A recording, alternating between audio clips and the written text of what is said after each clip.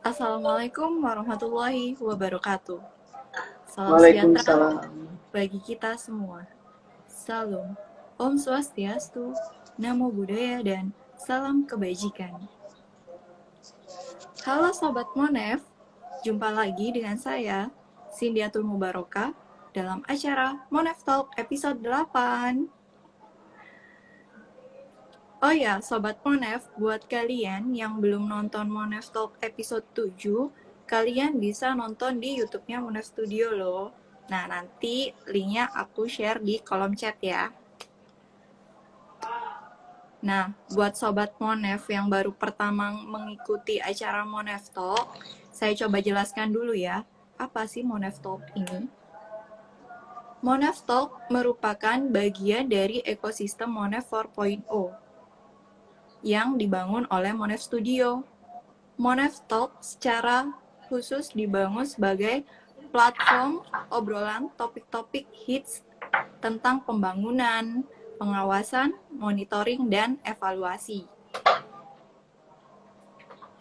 Nah, di minggu malam ini, sebagai lanjutan dari serial literasi tentang perubahan iklim dan monefnya, kita akan membahas tentang pengendalian fenomena cuaca ekstrim serta upaya apa yang harus dilakukan untuk meminimalisir dampaknya, belajar dari sektor tanaman pangan bersama pakarnya langsung nih. Nah, di sini ada Pak Bayu Dwi Apri Nugroho, salah satu tokoh muda yang sangat inspiratif yang merupakan klimatologis dari Fakultas Teknologi Pertanian di Universitas Gadjah Mada. Tahu dong Universitas Gadjah Mada di mana? Nah, malam ini juga sudah ada Mbak Umi Hanik selaku founder and acting CEO Monef Studio yang akan menjadi pemantik obrolan kita. Oh ya, Sobat Monef, jangan lupa ya untuk menyampaikan tanggapan kalian atau pertanyaan langsung di kolom chat. Nah, nanti akan dijawab secara langsung nih sama Pak Bayu. Oke, tanpa berpanjang kata, saya persilakan waktu dan tempatnya untuk Mbak Umi.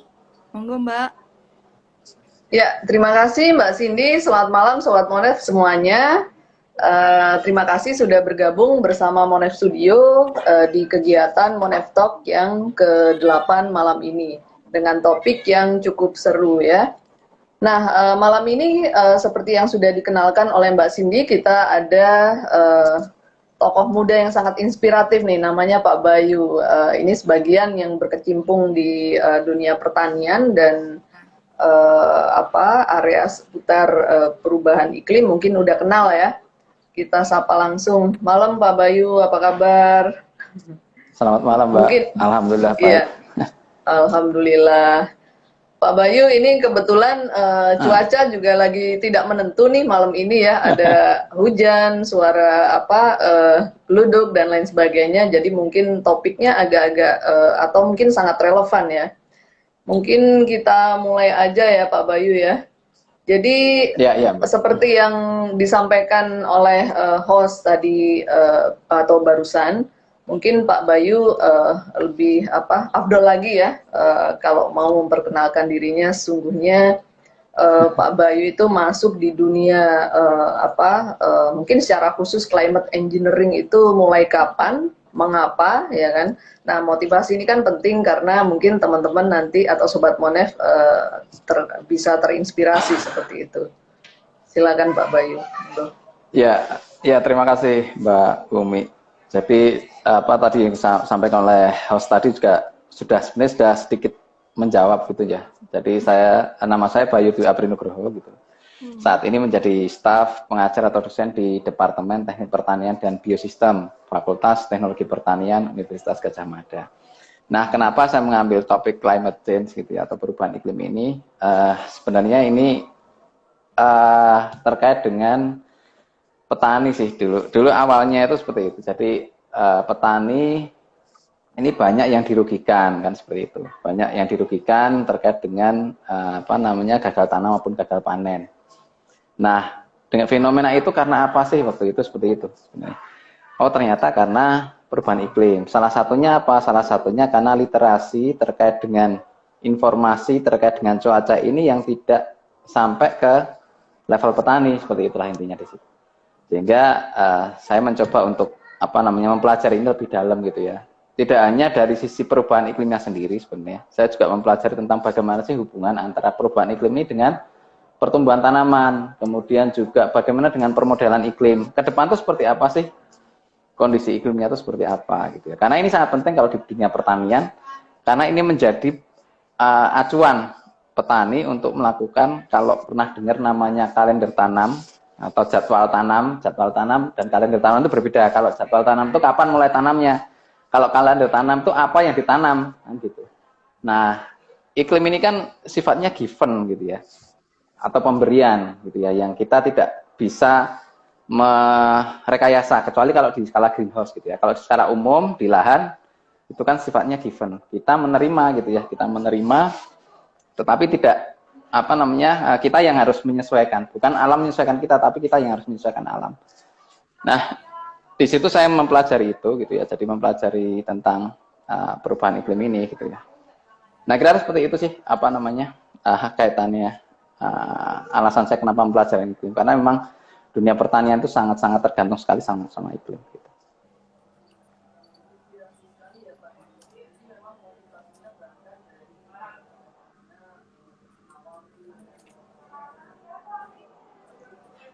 Suaranya nggak kedengeran, Mbak?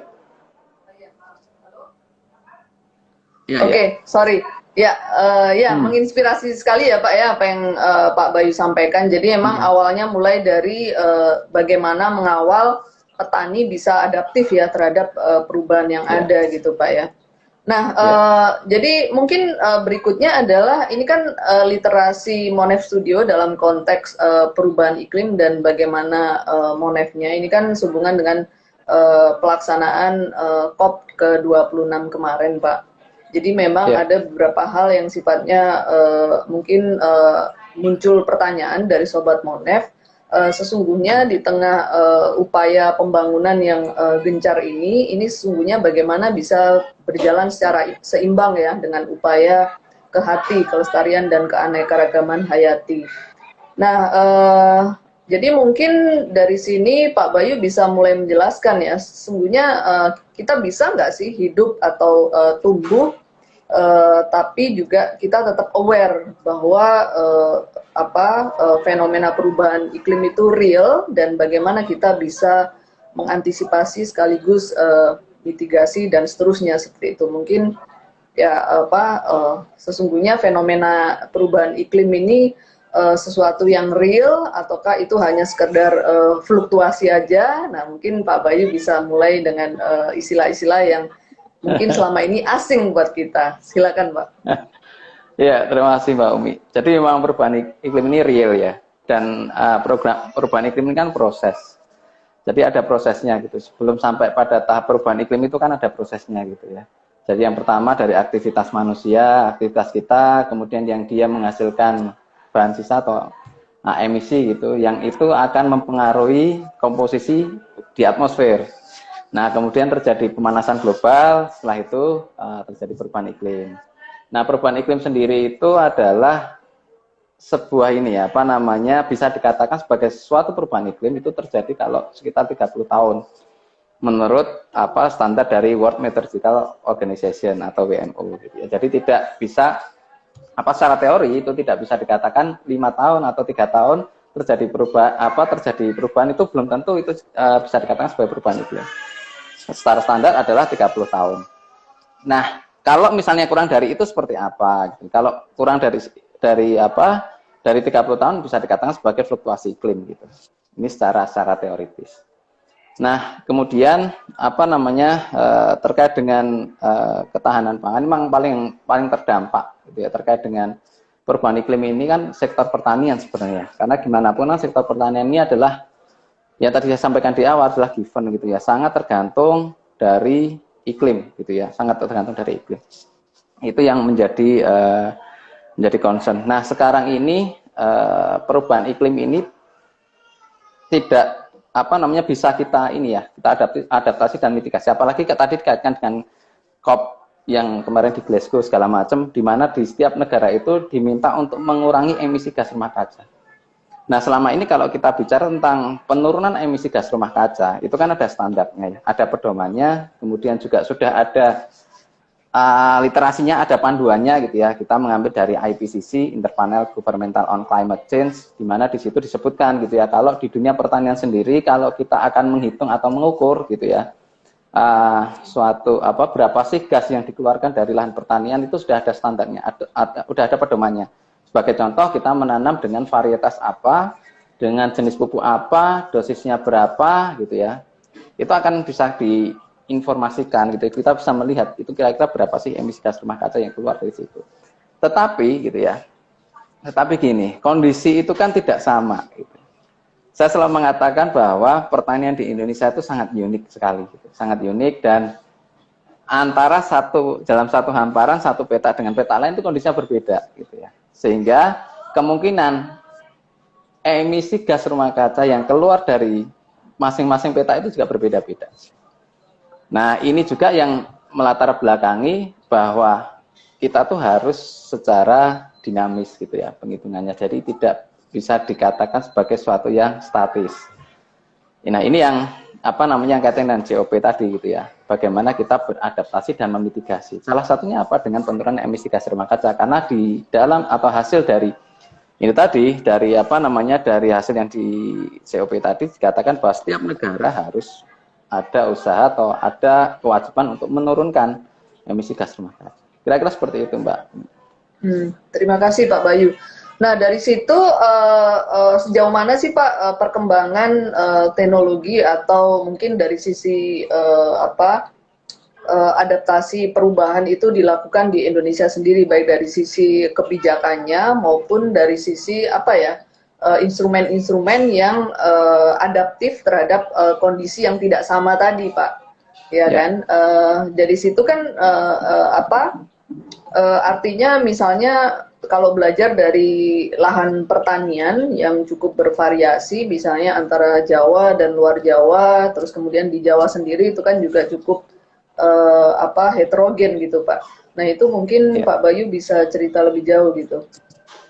Ya, selama ini kalau kita bicara tentang ini ya, tentang pengukuran emisi gas rumah kaca kan dilakukan dalam skala riset gitu ya, Mbak. Jadi kita ke lahan gitu ya, kita memasang suatu alat, kemudian diambil gitu ya, kemudian dibawa lab untuk diukur gitu ya. Itu namanya pengukuran. Nah, terkait dengan pengukuran ini memang salah satu kendalanya gitu adalah terkait dengan harga peralatan yang sangat mahal. Beberapa alat untuk pengukuran gas rumah kaca, sebagai contoh namanya IRGA, Infrared Gas Analyzer, atau GC, gas kromatografi, itu sangat mahal. Dan tidak semua instansi atau semua perguruan tinggi gitu ya, atau semua fakultas itu mempunyai lah, kalau misalnya itu fakultas di bidang lingkungan gitu ya, karena memang alatnya sangat mahal. Walaupun sekarang dana riset itu sangat banyak gitu misalnya. Nah, sehingga diperlukan gitu ya, suatu pendugaan lah secara model matematis gitu ya, istilahnya seperti itu. Jadi kita tidak hanya mengandalkan dari tadi alat yang mahal tadi, tetapi kita juga harus melakukan suatu pendekatan dengan metode analisis matematis gitu. Nah, kemudian terkait dengan peralatan yang mahal tadi, itu juga salah satu kendalanya adalah spot-spot, Mbak.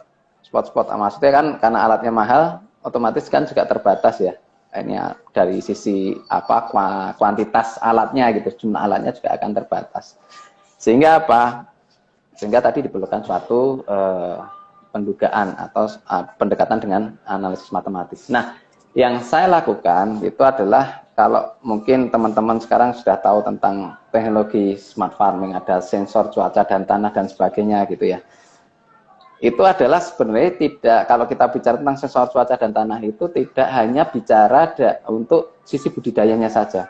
Tidak hanya kita bicara, berapa sih nanti produktivitasnya berapa, efisiensi pemupukannya berapa. Tidak hanya bicara seperti itu, tetapi kita juga bicara dari sisi lingkungan. Dari data-data yang dihasilkan dari sensor tadi, kita bisa kok mengolah data itu menjadi luaran gitu ya, berapa sih emisi gas yang keluar dari suatu lahan pertanian. Nah, ini yang coba saya apa namanya saya kembangkan gitu ya. Jadi itu juga tadi disebutkan di awal host bahwa apa yang tadi ada istilah inspiratif tadi itu sebenarnya arahnya ke situ. Jadi terkait dengan terkait dengan smart farming atau teknologi pertanian cerdas tadi, kita tidak hanya bicara dari sisi budidaya atau sisi pertaniannya saja, tapi juga pada sisi lingkungan. Jadi sudah ngarahnya itu ke situ. Karena saat ini kalau kita bicara tentang pertanian atau pertanian cerdas itu ya, yang ada teknologi IoT dan sebagainya, mesti kita bicaranya pada di sisi hulunya saja. Nah, saya coba mengembangkan itu pada kita juga bisa loh teknologi itu kita bisa gunakan untuk ke sisi lingkungan. Gitu. Nah, itu yang apa namanya yang saya kembangkan, gitu Mbak. Nah, kira-kira seperti itu Mbak. Oke, terima kasih Pak. Jadi artinya sustainable farming ini menjadi salah satu alternatif solusi ya supaya bagaimana paling enggak dari sisi atau dari sektor lahan produktivitas itu tetap tinggi tapi juga tetap memperhatikan aspek kehatinya gitu Pak ya. Nah, tapi sejauh ini dari sisi implementasi Pak, sejauh mana praktek ini sudah berjalan di Indonesia? Terus kemudian tadi Pak Bayu juga sempat cerita praktek yang secara umum sekarang berjalan itu proses perhitungan atau dalam konteks riset yang sifatnya masih dalam tanda kutip statis. Ini bagaimana transisinya menuju proses yang lebih sustainable tadi gitu Pak? Terus gaps-nya mungkin seperti apa dari sisi engineer-nya di Indonesia atau mungkin ahlinya itu apakah masih terbatas ataukah kita sebenarnya potensinya cukup besar gitu? Ya, terima kasih Mbak Umi. Kalau terkait dengan implementasi sebenarnya saya yakin semua instansi sekarang itu sudah mengembangkan, Mbak. Cuma memang ini kaitannya dengan pemanfaatan saja sih gitu ya. Kalau kita lihat di beberapa instansi kayak di dinas-dinas, kemudian juga di kementerian gitu ya. Itu mereka tuh kan sebenarnya mempunyai suatu, kalau saya katakan AWS, Automatic Weather Station lah gitu, yang dipasang di suatu lahan gitu. Apalagi di dinas pertanian itu bahkan setiap kecamatan BPP itu Badan Penyuluh Pertanian itu mereka mempunyai di situ hujan gitu ya, beberapa alat lah walaupun secara manual.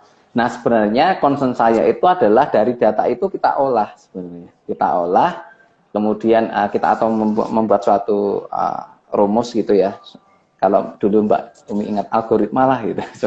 Kemudian akan muncul nilai angkanya gitu. Nah, sebenarnya concern saya di situ. Saya tidak pernah tidak masalahkan alatnya seperti apa atau dibuatan mana segala macam, saya tidak mempermasalahkan itu karena concern di sini kaitannya dengan implementasi tadi adalah pada datanya sebenarnya. Pada data yang kita memperoleh data kemudian kita olah dan setelah kita olah kita akan mendapatkan hasil terkait dengan emisi gas rumah kaca. Nah, kemudian terkait dengan expert. Ini sebenarnya hal yang simpel, Mbak. Dan yang simpel sebenarnya simpel dan tidak membutuhkan expertise atau keahlian khusus lah gitu. Tidak tidak membutuhkan suatu keahlian yang khusus. Karena apa? Misalnya saya riset, kemudian saya mendapatkan hasil, kemudian itu saya publish. Entah itu dalam buku atau dalam suatu publikasi internasional atau dalam bentuk jurnal gitu ya, entah nasional atau internasional misalnya seperti itu kan bisa dipraktekkan oleh semua orang kan gitu ya. Jadi saya ada rumus gitu ya, tinggal data yang diambil itu tadi dari implementasi dari di masing-masing instansi atau lembaga tadi. Dan ini sebenarnya lebih menjanjikan gitu ya. Lebih menjanjikan karena apa? Tidak membutuhkan suatu peralatan yang mahal, kemudian juga tidak membutuhkan expertise atau keahlian yang khusus gitu ya. Karena apa? Kalau kita bicara pengukuran secara langsung di lapangan yang menggunakan alat yang mahal seperti IRGA atau GC gitu ya, itu membutuhkan suatu dalam tanda kutip keahlian yang khusus. Keahlian khusus apa gitu? Jadi misalnya dalam pengambilan gasnya pun harus gitu ya. Pengambilan gasnya itu harus tertutup gitu. Itu salah satunya ya. Dan itu harus gas yang diambil itu harus benar-benar ditutup, kemudian dia dimasukkan dalam suatu pendingin yang sudah diset berapa suhunya, sehingga tidak berubah sampai pada sampai ke lab gitu. Ini sebagai salah satu contohnya. Sehingga di situ dibutuhkan suatu ketekunan dan keahlian khusus dalam pengambilan sampelnya tadi. Tetapi ini beda kalau dengan yang tadi saya Kalau Mbak Umi tadi mengatakan sustainable farming tadi dengan menggunakan data-data yang diambil dari sensor tadi, kita hanya membutuhkan satu rumus, kemudian kita membutuhkan data yang diambil alatnya, terserah mau alatnya dari luar negeri mau dari dalam negeri gitu ya, mereknya apa terserah. Yang penting adalah kita mendapatkan data, kita masukkan dan kemudian itu akan mendapatkan suatu hasil. Nah ini kan tadi saya sampaikan bahwa ini akan lebih menjanjikan gitu. Dan ini sangat dinamis sekali karena apa? Saya yakin ya tadi sampaikan setiap dinas, setiap kementerian itu mereka punya kok piloting, mempunyai petani-petani binaan yang di situ juga mereka memasang suatu teknologi. Apalagi BPP tadi yang di setiap kecamatan mereka mempunyai alat untuk mengukur gitu terkait dengan cuaca dan juga tanah. Gitu. Baik. Terima kasih Pak Bayu. Untuk Sobat Monef yang baru join, ini saya sekedar semacam wrap up sedikit ya sebelum kita diskusi ke hal yang lebih mind provoking ya.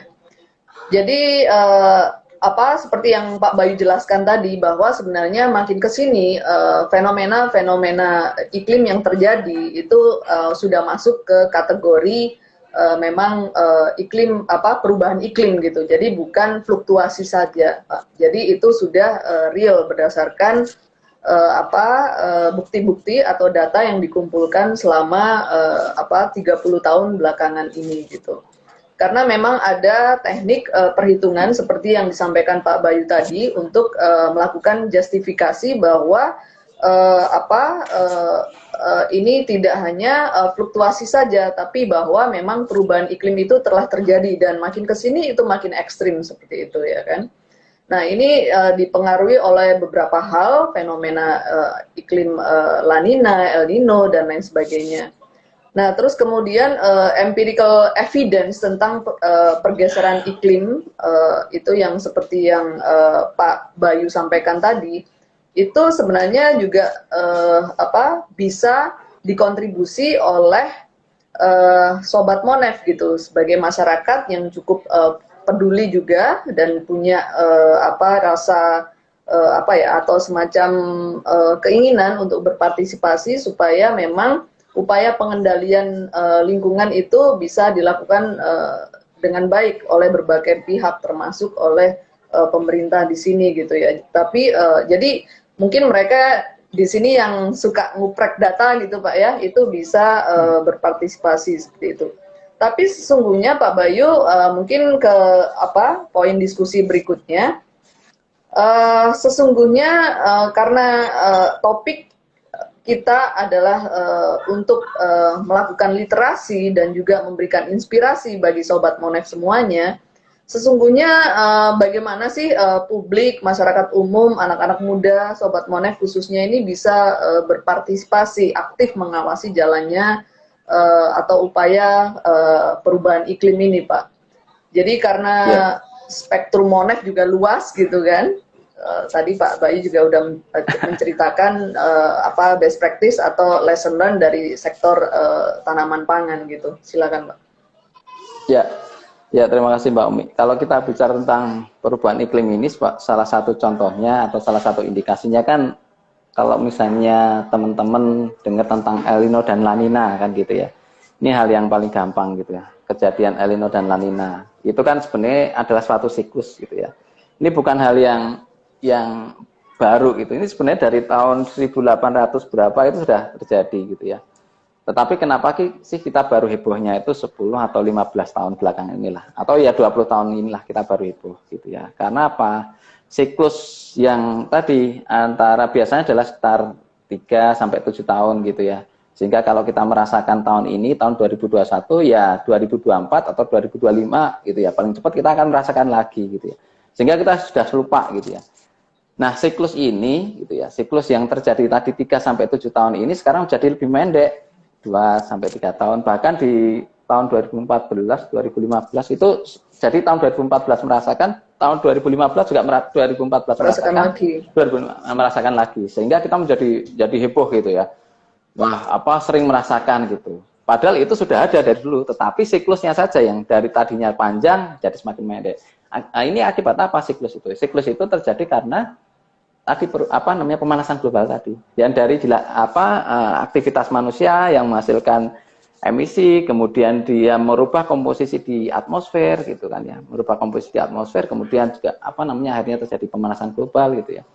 Nah, El Nino dan La Nina ini sebenarnya bisa kita deteksi. Ini kaitan dengan literasi.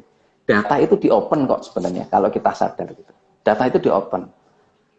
Bagaimana sih cara mendeteksi apa namanya El Nino dan La Nina itu adalah hal yang paling mudah adalah dengan melihat indeks dari suhu permukaan laut atau dari SPL atau sea surface temperature lah dari suhu permukaan lautnya dan juga dari indeks osilasi selatan gitu.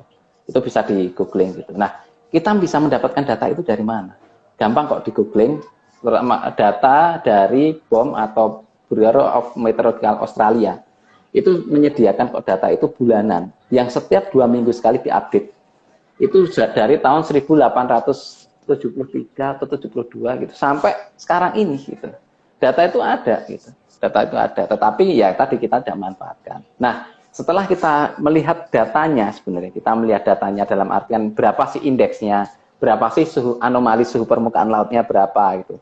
Yang kita lakukan sebenarnya apa? Kemudian mencocokkan itu dengan pedoman yang ada. Tadi saya mengatakan bahwa kita tidak boleh mengatakan sesuatu, misalnya itu di musim kemarau kemudian terjadi hujan, atau sebaliknya musim hujan kok tidak hujan-hujan, kemudian kita langsung menjudge itu bahwa, oh itu La Nina, itu El Nino, tidak boleh. Kita harus melihat pedomannya dulu.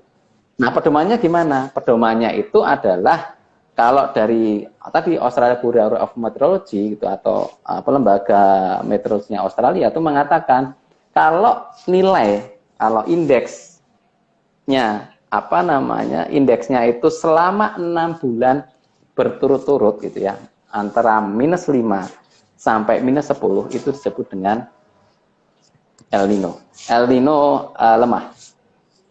Kalau normalnya berapa? Normalnya adalah antara -5 sampai +5. Range di situ adalah kondisi normal. Nah, kemudian kalau itu di atas -10, -11, 12 dan sebagainya, selama 6 bulan berturut-turut itu disebut dengan El Nino kuat. Nah, sebaliknya El Nino dan La Nina itu kan kebalikan. Kalau kebalikannya, kalau misalnya La Nina itu terjadi kalau nilainya +5 sampai +10. Itu La Nina lemah. Kalau La Nina kuat adalah di atas +10 selama 6 bulan berturut-turut. Tetapi ada juga perbedaan pedoman adalah di sini kalau tidak salah BMKG sendiri adalah 3 bulan. 3 bulan berturut-turut dengan nilai yang tadi saya sebutkan tadi, itu bisa dikatakan bahwa itu El Nino dan La Nina. Seperti saat ini gitu ya, kalau teman-teman perhatikan gitu kan diinformasikan bahwa nanti sampai bulan Februari itu kan terjadi La Nina kan gitu ya. Nah, sebenarnya terkait dengan literasi itu hal yang mudah. Karena kita sudah mempunyai datanya. Kemudian data itu bulanan dari tahun 1800, jadi range-nya, seriesnya itu sangat panjang. Kemudian juga kita bisa membuat suatu prediksi ke depan karena metodenya juga sangat banyak gitu ya, tergantung kita akan menggunakan metode seperti apa. Nah, kemudian juga kita bisa setelah kita mendapatkan hasilnya kita tinggal mencocokkan gitu. Nah, saya pernah punya pengalaman gitu ya di tahun 2014 gitu ya, setelah selesai waktu itu saya pulang dari sekolah gitu. Jadi masih fresh-freshnya gitu, saya diajak oleh senior saya itu berkunjung ke suatu daerah. Waktu itu saya ingat tanggal 20 Februari gitu ya, 20 Februari tahun 2014. 2014 ya. Nah, saat itu terkait dengan iklim gitu ya. Saya waktu itu mengatakan kemungkinan adalah di tahun 2014 ini akan terjadi El Nino. Akan terjadi El Nino waktu itu. Sempat kaget semua gitu. Loh, kok bisa mengatakan itu? Sebenarnya simple yang tadi. Saya buka data yang tadi open data tadi, gitu ya. Saya buka data, kemudian saya prediksi gitu ya, menggunakan modelnya terserah apa gitu. Nah, waktu itu saya menggunakan prediksi menggunakan ANN, Artificial Neural Network gitu ya. Jadi kemudian saya prediksi. Nah, kemudian saya mendapatkan hasil. Nah, hasil Pak di situ mengatakan bahwa nanti di tahun 2014 ini nilainya adalah tadi di atas -10 waktu itu selama 6 bulan berturut-turut. Nah, sehingga saya bisa mengatakan kemungkinan akan terjadi El Nino. Tetapi saya tidak mengatakan itu sebagai suatu kepastian karena memang saya tidak berhak mengeluarkan informasi tersebut. Saya hanya menyampaikan kemungkinan gitu ya. Nah, kemudian itu di tanggal 20 Februari, di tanggal 19 Mei 2014 muncullah itu di berita Kompas. Bisa di googling, bisa di searching gitu ya. 19 Mei 2014 pagi dan siang itu Kompas memberitakan bahwa tahun ini, tahun 2014 akan terjadi apa namanya tahun El Nino yang sama seperti tahun 1997 kuatnya, bahkan melebihi gitu. Nah, sehingga kalau kita terkait dengan literasi, terkait dengan informasi, terkait dengan data tadi, kita bisa menyimpulkan sebenarnya kita bisa kok, gitu. Bisa bisa membuat suatu ini ya, apa namanya analisis sendiri gitu ya, terkait dengan terkait dengan El Nino dan La Nina yang itu diindikasikan sebagai salah satu contoh dari perubahan iklim. Tetapi saya juga selalu menyampaikan gitu ya ke teman-teman, ke mahasiswa yang lain, ke mahasiswa gitu ya bahwa kalau terjadi sedikit perubahan gitu ya, kayak misalnya hujan tadi saya sampaikan, kemudian tidak ada hujan, pas musim hujan kemudian tidak ada hujan, atau pas musim kemarau hujan lebat gitu ya, jangan langsung menjudge atau langsung tiba-tiba mengatakan bahwa itu El Nino, itu La Nina, belum tentu gitu ya, belum tentu, karena itu butuh suatu analisis yang lebih datang lagi dan kemudian dicocokkan dengan pedomannya. Kira-kira seperti itu, Mbak Umi. Baik, terima kasih Pak Bayu. Satu pertanyaan Pak Bayu, Ya. apa yang implikasinya apa Pak kalau BMKG itu kan melihat fenomena perubahan iklim dianggap fenomena iklim itu terjadi ketika 3 bulan berturut-turut gitu ya. Sementara kalau Australia itu 6 bulan berturut-turut. Ini kenapa gitu Pak? Dan implikasinya apa gitu? Ya, mungkin lebih pada ini sih Mbak, ada pengamatan ya, pengamatan. Kalau sebenarnya kalau di Indonesia itu lebih mudah sebenarnya. Kalau bisa katakan lebih mudah mengamati itu lebih mudah diamati gitu ya. Berbeda dengan di Australia sih. Kalau menurut saya itu yang pertama. Nah, kemudian yang kedua adalah perubahan iklim ini sangat localized loh Pak, sangat localized. Jadi memang tidak bisa digeneralisasi dalam satu seluruh Indonesia gitu ya.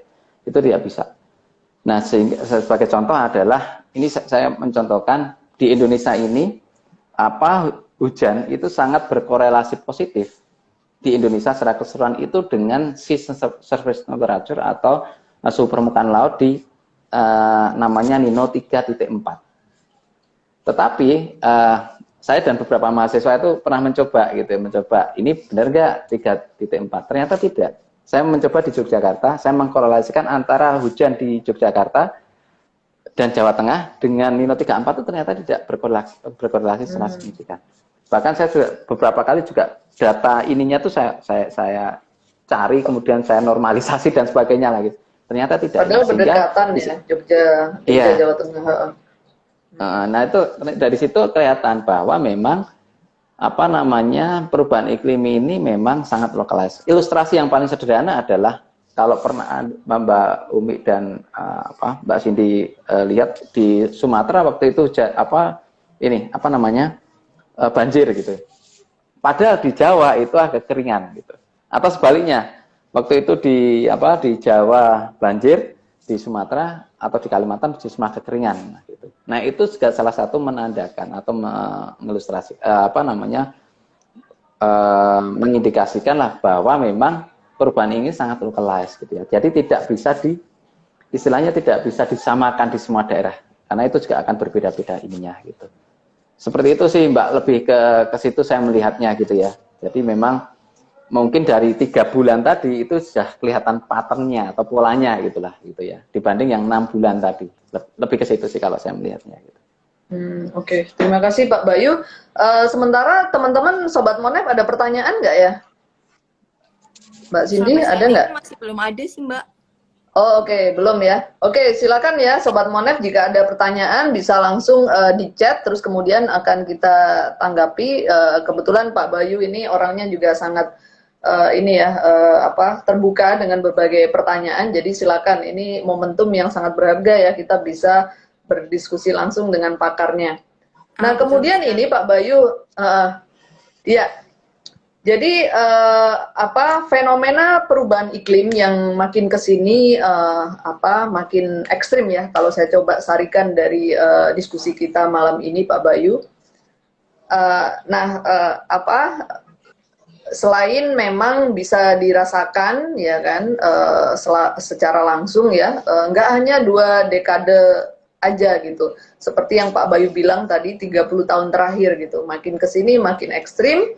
Terus kemudian fenomena La Nina dan El Nino yang tadinya itu 7 tahun sekali dan lain sebagainya, bahkan pada tahun 2014-2015 itu dalam setahun itu terjadi berulang gitu. Nah, artinya memang perlu diantisipasi ya dengan berbagai cara. Nah, terus kemudian Monef di sini sebagai upaya pengendalian ya, karena ada unsur memantau, menelusuri, tracking gitu kan. Terus kemudian informasi dari proses pemantauan tracking ini menjadi umpan balik ya bagi para pengambil keputusan atau kebijakan di berbagai aspek. Nah, dari sini Pak Bayu, sesungguhnya karena spektrum Monef itu luas sekali gitu. Kalau pengalaman Pak Bayu, inform decision making para policy maker dari empirical evidence ya kan, best practice dari lapangan itu gimana Pak? Sulit nggak ya? Ini mungkin Mbak Umi ada pertanyaan sebelum Pak Bayu menjawab pertanyaan Jawab, dari Mbak oke. Umi ya. Nah, ini ada Ya, pertanyaan silakan. dari Mas Prahmana Official. Nah, mau tanya tentang bagaimana pengaruh fenomena El Nino dan La Nina terhadap perubahan iklim. Oh iya, tadi sebenarnya sudah disinggung ya beberapa, tapi mungkin sekalian Pak Bayu bisa nge-wrap up. Silakan Pak. Iya. Terima kasih pertanyaannya. Ya, terima kasih pertanyaannya. Jadi gini, kaitan dengan El Nino, La Nina, kemudian perubahan iklim. Jadi El Nino dan La Nina ini adalah salah satu indikator terjadinya perubahan iklim. Sebenarnya yang jadi pertanyaan itu adalah bagaimana hubungan gitu ya antara global warming atau pemanasan global itu dengan perubahan iklim. Karena kan banyak istilah tuh, ada global warming, ada climate change gitu. Nah, hubungannya tuh seperti apa sebenarnya kan gitu. Nah,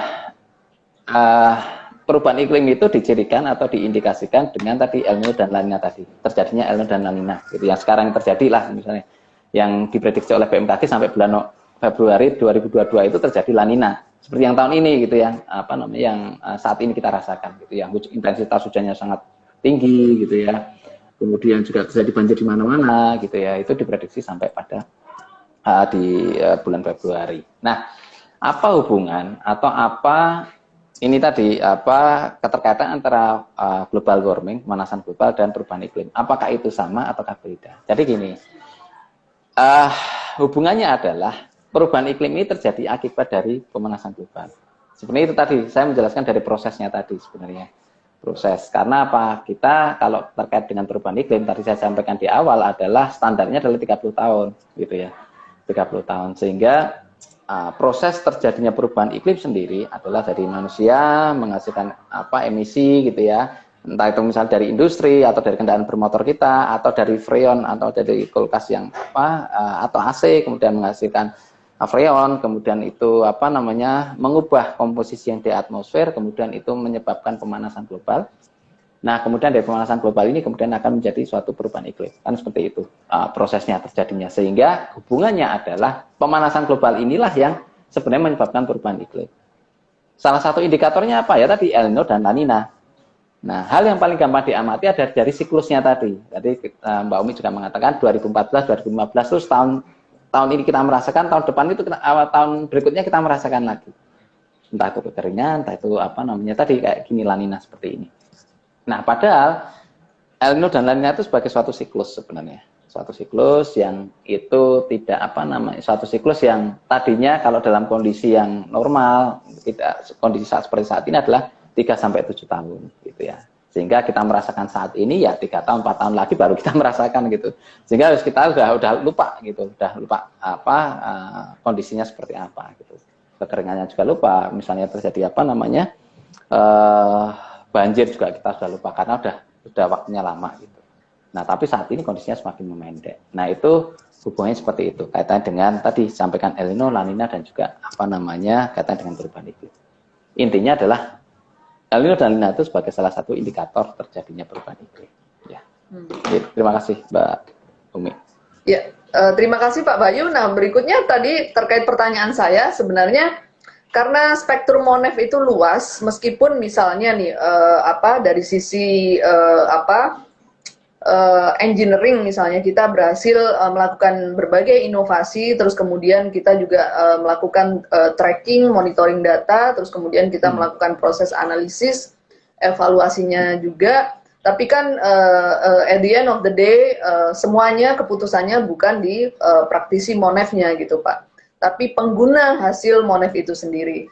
Nah, sejauh mana Pak Bayu sebagai praktisi juga ya, jadi selain sebagai scientist, engineer, juga sebagai praktisi, ini bagaimana upayanya dalam mengadvokasi pemanfaatan hasil data-data yang Pak Bayu dapatkan dari proses empirical evidence maupun dari berbagai best practices atau lesson learned dari lapangan seperti itu, Pak. Ya, terima kasih Mbak Umi. Jadi saya ini berdasarkan pengalaman saya saja ya. Saya saya melakukan misalnya saya melakukan suatu sosialisasi. Kebetulan saat ini kan saya banyak bergerak terkait dengan tadi sustainable agriculture gitu ya, atau istilahnya smart farming atau smart agriculture lah gitu, yang saya memasang suatu teknologi di situ. Nah, di situ mulai saya kenalkan gitu ya. Saya lengkapi juga dengan beberapa buku gitu atau dengan publikasi yang sudah kami terbitkan gitu. Nah, di situ kami jelaskan gitu ya bahwa kalau kita bicara tentang teknologi di pertanian gitu ya, di hulu gitu ya, kita jangan hanya bicara tentang terkait dengan budidaya, terkait dengan efisiensi, peningkatan produktivitas dan sebagainya, tapi juga kita sudah sekarang itu mengarah loh ke lingkungan. Kita juga bisa tahu kok kondisi emisi gas rumah kaca yang keluar dari lahan pertanian itu berapa. Nah, ini juga kemarin di minggu lalu atau 2 minggu yang lalu, dua minggu lalu saya juga memberikan bukan sharing ke juga dengan teman-teman IPB dan juga dari Balintan Kementan terkait yang mereka memang tugasnya adalah mengukur emisi gitu. Mereka punya labnya sendiri gitu. Mereka punya labnya juga. Mereka punya lahannya, kemudian juga mereka lab pengujian juga mereka punya gitu ya. Di Bogor yang diselenggarakan oleh Ditjen Horti Kementan. Itu juga kita saling sharing gitu ya. Saling sharing dan akhirnya bahwa pendugaan itu memang diperlukan gitu ya. Ini untuk salah satu memperkaya dan juga menjadi suatu evidence gitu ya terkait dengan terkait dengan apa yang sudah disampaikan oleh IPCC maupun pengukuran dengan menggunakan tadi IRGA atau dengan GC gitu. Nah, ini juga sekarang sudah mulai diterapkan gitu ya. Karena tadi salah satu kelemahan kalau kita melakukan pengukuran secara langsung dengan alat yang mahal tadi ya, spot-spot, kemudian juga biaya yang dibutuhkan juga cost-nya sangat tinggi gitu ya. Nah, kemudian saat ini kondisinya adalah semua instansi atau suatu dinas juga sudah sadar akan terkait dengan data. Teknologi, memasang suatu teknologi, kemudian mereka mendapatkan data, tetapi data ini belum dimanfaatkan. Kan intinya di situ. Nah, ini mereka sudah mulai kita kenalkan. Dari data yang ada sekarang bisa loh kita manfaatkan, kita gunakan gitu ya. Kita gunakan untuk mengukur dari sisi lingkungan. Nah, ini yang sekarang tuh kita lakukan seperti itu, Mbak. Jadi ya memang tidak bisa langsung seperti kita membalikkan tangan ya. Kita melakukan sosialisasi saat ini kemudian akan langsung di follow up atau langsung ditindaklanjuti, tidak bisa juga. Ya kita harus yang penting kita dapat datanya dulu sih sebenarnya. Datanya dulu, kita dapat datanya. Saya nyebutkan tidak harus alat dari suatu negara atau dari suatu perseorangan siapa, tidak gitu. Yang penting alat itu bisa menghasilkan data yang itu reliable gitu kan gitu. Nah, di situ baru kita kita olah data itu, kemudian kita berikan informasi ini loh emisi gas rumah kaca yang keluar dari lahan yang dimana teknologi kita dipasang itu seperti sekian gitu. Itu sih yang kami lakukan gitu. Oke, maaf Mbak Umi. Silakan. Ini ada tanggapan dari Mas Rahmana. Nah, saya terjun di dunia penanggulangan bencana. Saat ini kami sedang fokus di sosialisasi El Nino dan La Nina, termasuk hidrometeorologi. Apa peran pemerintah untuk membantu menyampaikan ke masyarakat? Monggo Pak Bayu. Ya, apa namanya, ini yang sekarang dilakukan kalau mungkin Mas Rahmana itu tahu ya, apa namanya, sekolah iklim lapang gitu. Kalau pernah dengar sekolah iklim lapang, jadi di BMKG sering menyelenggarakan, kemudian bekerja sama dengan dinas-dinas pertanian kalau nggak salah. Itu juga sudah mulai disisipkan tuh di situ. Disisipkan tentang El Nino dan La Nina gitu ya. Karena selama ini kan petani sekolah lapang, sekolah iklim lapang. Oh, oke, siap Pak. Atau sekolah lapang iklim SIL atau SLI, saya lupa itu. Nah itu bisa sekolah lapang iklim lah itu. Nah itu di situ disampaikan tentang El Nino dan La Nina gitu. Karena selama ini kan kalau kita bicara ke petani, karena memang tadi saya sampaikan iklim ini kan sangat ininya kan dengan pertanian gitu ya. Itu kan mereka masih menggunakan itu loh, kalau pernah dengar Pranoto Mongso di Jawa itu atau Titi Mongso, dengan ciri-ciri tertentu mereka akan melakukan suatu aktivitas gitu. Oh, cirinya seperti ini. Oh, berarti sekarang sudah mulai musim hujan sehingga mereka mulai bertanam gitu ya. Tetapi kondisinya sekarang ini sudah berbeda atau berubah. Hal yang paling gampang adalah kalau teman-teman perhatikan selesai hujan saat ini loh ya. Selesai hujan. Kalau dulu kan kita selesai hujan tuh mesti ada laron ya. Laron tahu ya, laron. Mesti laron itu akan muncul gitu. Akan muncul. Tetapi kondisi saat ini kita perhatikan aja berapa tahun terakhir ini. Hujan, apakah laronnya muncul? Gitu. Iya, ya, Pak. Kita tidak bisa mengeneralisasi. Iya. Kenapa itu, Pak ya? Nah, itu salah satu ya tadi hal yang terkait dengan bahwa ya kita tidak tidak bisa atau tidak lagi bisa menggunakannya tadi tanda-tanda atau ciri-ciri tadi untuk menentukan aktivitas, apalagi aktivitas bertaninya gitu.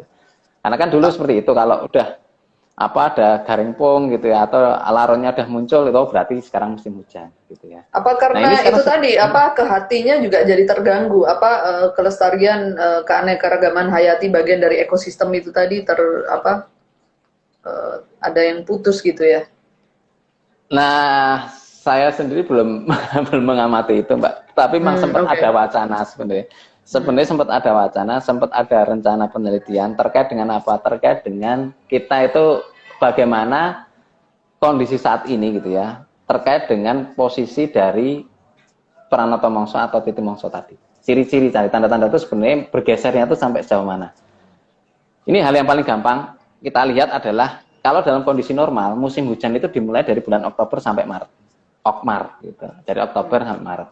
Tapi sekarang gitu kan, kemarin kan di 2 tahun yang terakhir itu kan di bulan November bahkan mulai musim hujannya gitu. November, kemudian bahkan pernah itu di awal Desember, akhir November, awal Desember itu baru hujan. Padahal itu ada filosofinya loh, kalau teman-teman tahu gitu. Desember tuh namanya gede-gede ini sumber.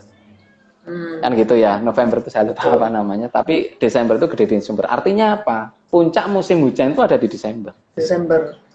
Nah, karena di situ gede-gede ini sumber kan, kalau bahasa Jawa seperti itu.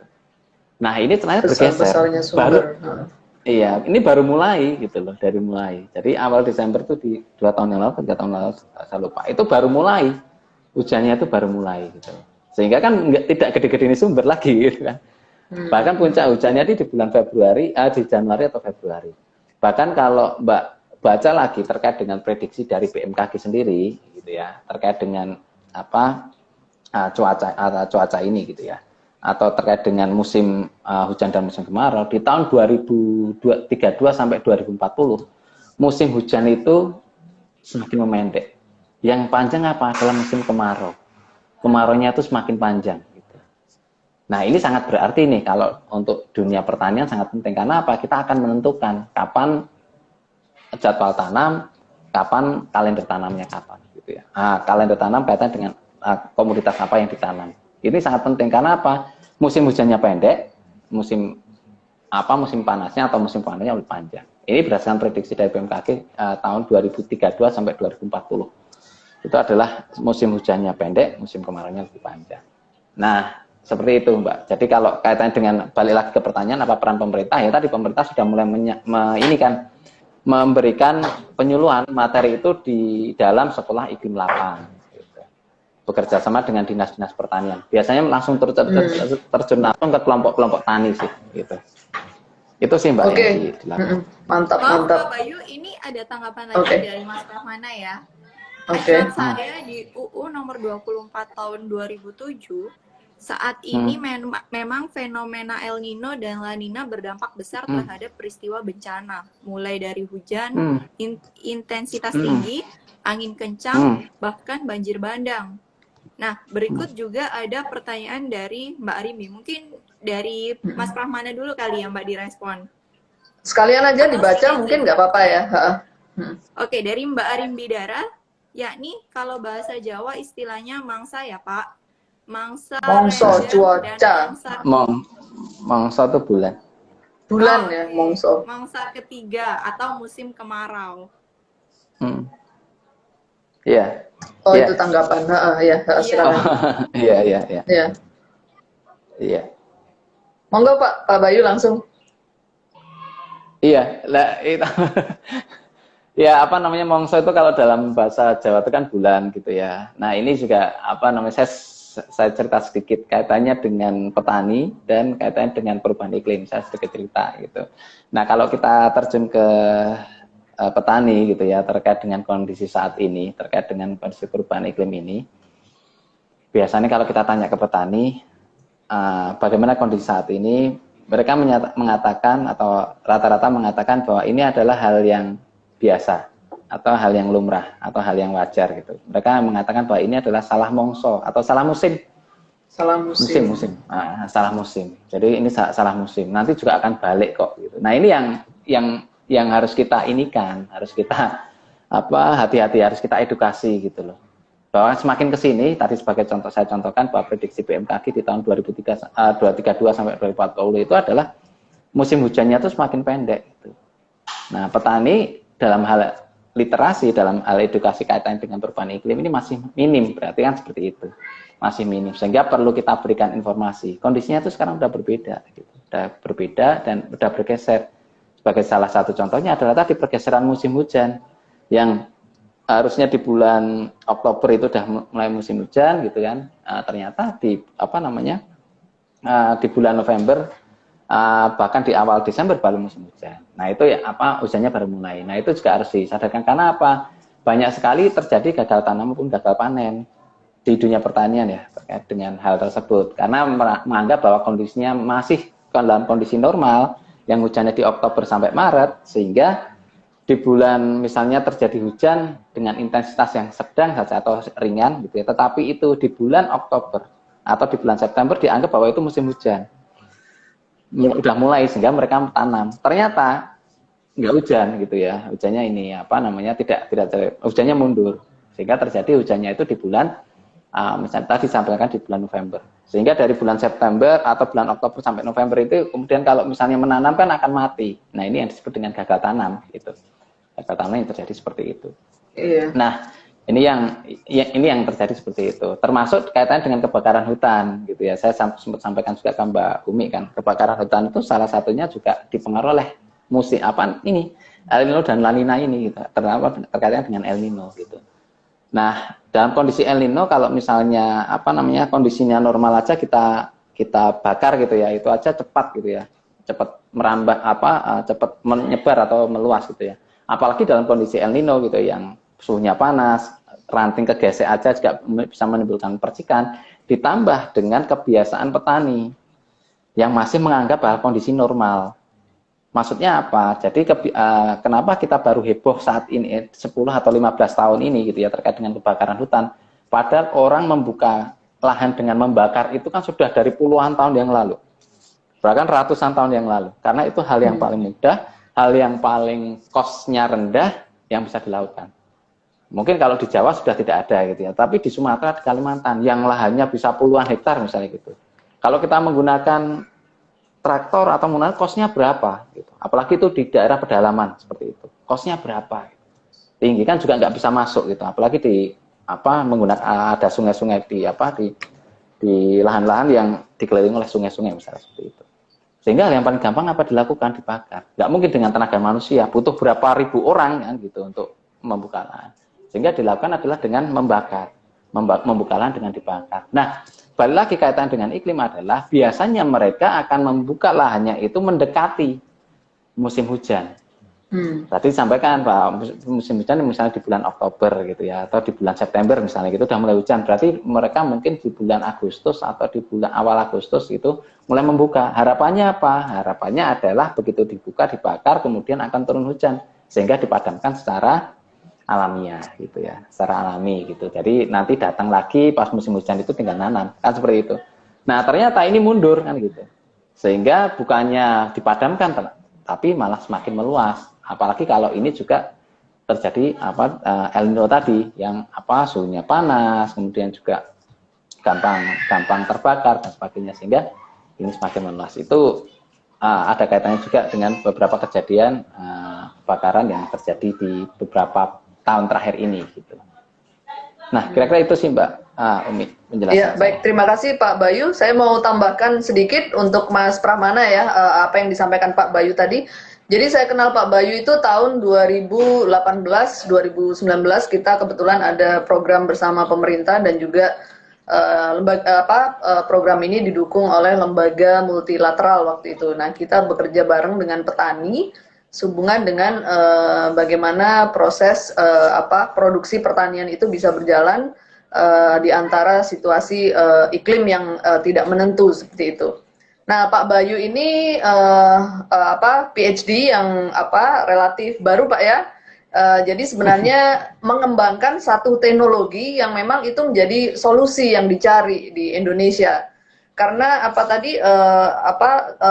cuaca, kondisi lahan, terus kemudian konstruksi irigasi yang cukup heterogen di Indonesia. Nah, ini memerlukan satu intervensi teknologi. Nah, ini di Indonesia, anak Indonesia sendiri sudah berhasil menemukan itu. Nah, jadi mungkin untuk Pak Pramana yang Pak Pramana di ini ya, BN yang menangani bekerja di BMKG di Badan Penanggulangan Bencana itu, Mbak. Oh, BNPB. Ya? Oke, di BNPB. Oke. Nah, mungkin perlu mulai bicara juga dengan Pak Bayu gitu. Jadi sejauh mana sesungguhnya hal-hal yang sifatnya heterogen ini tidak disimplifikasi dengan pendekatan yang masih dalam tanda kutip statis ataupun masih konvensional tadi gitu. Karena iklim ini berubah, terus kemudian cara kita melihat fenomena ini juga perlu adaptif. Nah, anak-anak Indonesia sudah berhasil menemukan atau melakukan inovasi di sana gitu. Itu mungkin Pak Bayu ya. Mohon klarifikasinya kalau yang saya sampaikan tadi kurang pas. Mudah-mudahan Pak ada lagi? Ada tanggapan lagi dari Mas Pramana ya. Saya selalu terjun ke masyarakat. Kebanyakan mereka tidak paham dan akhirnya menerima dampak. Akhirnya mereka kasihan jika harus mengalami kerugian ekonomi, apalagi dalam sektor pertanian. Ya, itu. Ya, benar. Ya, itu. Benar sekali. Nah, itu. Iya, jadi memang intinya seperti yang saya sampaikan tadi bahwa at the end of the day hasil-hasil data yang berhasil dianalisis dan lain sebagainya, ini siapa yang akan memanfaatkan gitu. Jadi posisi pemerintah di sini misalnya pemerintah ini kan juga tidak hanya satu instansi saja. Mungkin di sini ada BNPB, terus kemudian mungkin ada BMKG, terus kemudian kementerian teknis lainnya. Ini apakah juga sudah punya persepsi yang sama tentang bagaimana memitigasi atau melakukan berbagai proses adaptasi, termasuk di sini sosialisasi seperti yang Pak Pramana sampaikan tadi gitu. Sehingga pemanfaatan hasil data dan analisis tadi itu bisa bermanfaat supaya petani kita menjadi lebih antisipatif gitu misalnya ya kan. Itu ya memang sedih sih kalau lihat petani kita waktu itu sama Pak Bayu turun bareng-bareng ke lapangan gitu. Jadi melihat langsung bagaimana petani mulai dari hulu ke hilir ya kan, kita ngikuti tuh misalnya Mitra Cai ya atau Pak eh, apa namanya, Mitra Jaya itu bahasa Indonesianya apa ya Pak Bayu? Apa yang penjaga air, ya kan? Itu memastikan misalnya pasokan air itu lancar sampai ke sawah-sawah petani dan lain sebagainya. Tapi ternyata ini hanya baru satu lini ya. Jadi persoalan pertanian itu juga sangat kompleks.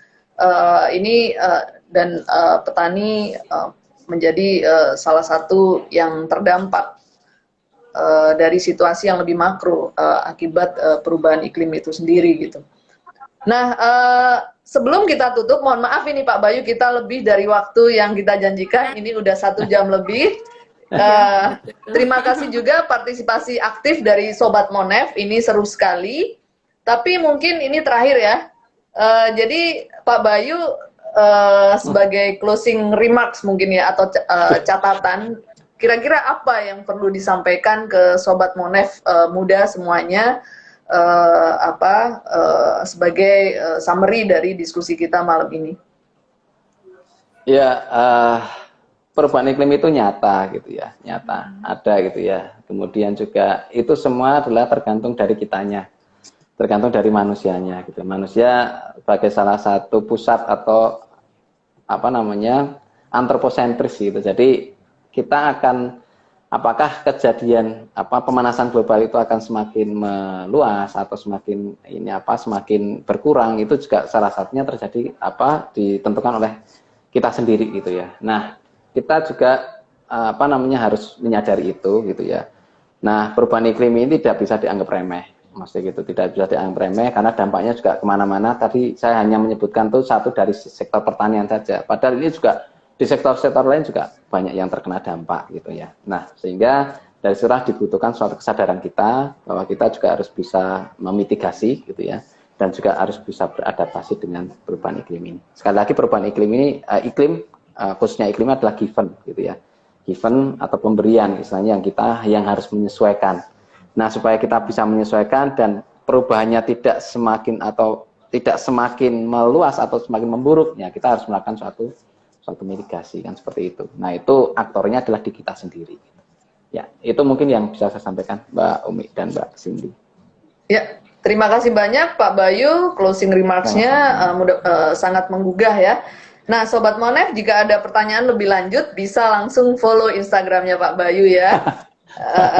Nah, berikutnya ya kita akan tutup ya sesi ini, tapi diskusi ini bisa jalan terus ya.